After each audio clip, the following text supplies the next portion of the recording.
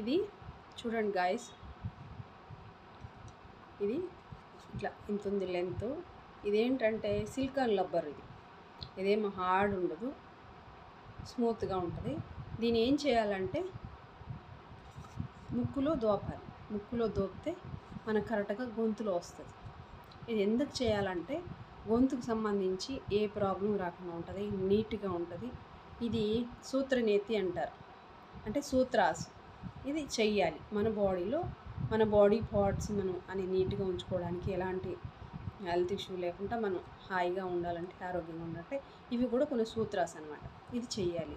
ఇది చూపించాను కదా, ఇది జలనేతి, ఇది జలనేతి, ఇది సూత్రనేతి.